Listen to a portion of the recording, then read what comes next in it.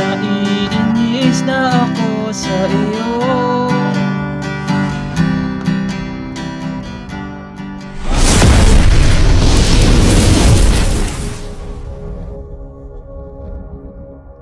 Hello mga ka-idol! So ngayon meron na naman akong ituturo sa inyong magandang kanta. Ang title pala nitong kantang ituturo ko ngayon sa inyo ay yung Wag Mo Na Sana by Parokyan Edgar.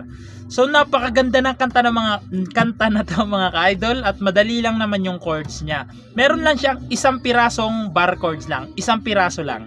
So dito muna tayo sa kanyang strumming pattern. Yung strumming pattern natin hanggang matapos na yung kanta. So ganito lang. Down, down, up, up, down, up.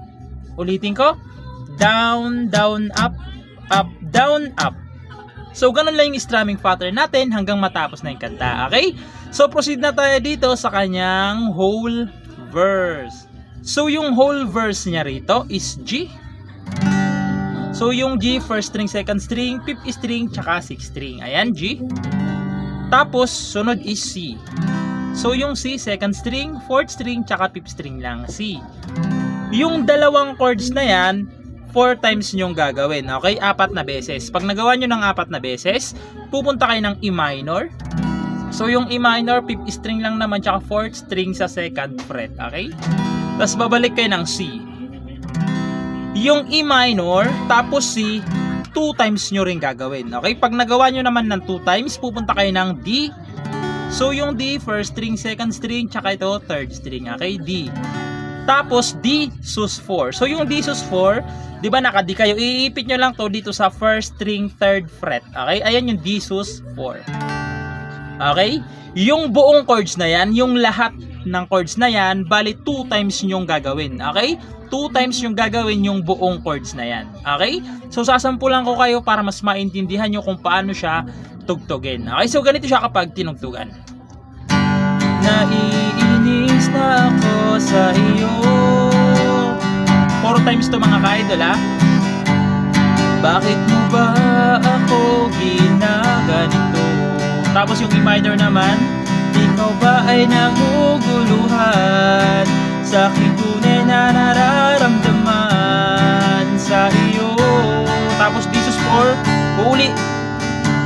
Uulitin nyo lang ulit, pangalawa na to. Ano pa bang dapat na gawin pa?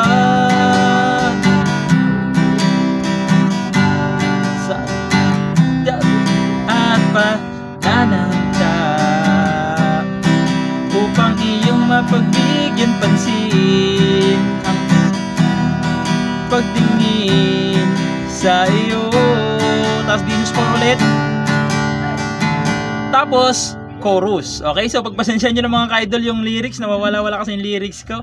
Pagkatapos nun, chorus na, doon sa part na wag mo na sana akong pahirapan pa. So doon na yun sa chorus. Okay, so proceed na tayo doon sa kanyang chorus.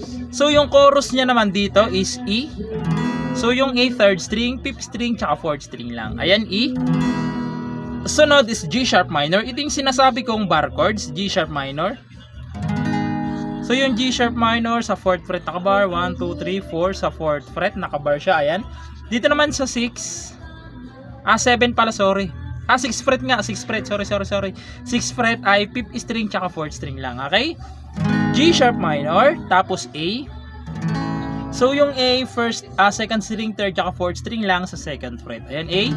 Tapos isa pang A. Yung 4 na chords na yan, 2 times nyo naman gagawin. Okay, 2 beses. Pag nagawa nyo ng 2 beses, pupunta ulit lang naman kayo ng A, G sharp minor, A, tapos F sharp minor. Sorry mga ka-idol ha, dalawa pala yung chords niya, dalawang bar chords pala. Sorry, hindi ko kanina napansin. So yung G, F sharp minor, sa 2nd fret nakabar, 1, 2. Ayan, sa 4th fret naman ay 5th string, tsaka 4th string lang, F sharp minor. Tapos pupunta kayo ng A, tapos B. Tatlo nga pala mga kayo. Pasensya na kayo. Hindi ko nakita yung chords. Ayan, B, may B pa pala. So yung B sa 2nd fret din. Sa 4th fret naman ay 3rd string, 2nd, 3rd, tsaka 4th string. Ayan. E, B, tapos pupunta naman kayo ng E, C, tapos D. Okay, yan yung unang chorus. Sa pangalawang chorus, sa dulo, A pa rin naman, A, tapos B pa rin, tapos ina lang. Okay, sa pangalawang chorus na, ina lang. Wala na yung C tsaka D. Okay? So, ganun siya. So, ganito naman siya sa chorus. Para maintindihan nyo kung paano siya tugtugin. Huwag mo na sana akong pahirapan pa. Ulitin nyo lang ulit, isa pa. Kung ayaw mo sa'kin ay sabihin mo na. Huwag mo na sana akong ipaasa sa wala. Oo na, mahal na kung mahal kita. Tapos C, tapos D. Babalik na naman kayo sa verse. Na na na na na na na na na. So babalik na naman ulit kayo doon, okay? So ulitin ko lang sa pangalawang chorus, doon sa dulo na part, A, B, tapos ina lang. Okay? So sana nalinawan kayo, no? So ayun lang, sana nagustuhan nyo itong tutorial natin at pagpasensya nyo ng mga ka-idol, tatlo pala yung bar chords niya. Ngayon ko lang nakita kasi cellphone lang rin yung ginagamit ko ngayon eh. So ayun lang, pagpasensyahan nyo na, sana nagustuhan nyo yung tutorial natin at good luck sa bago nyong matututunan.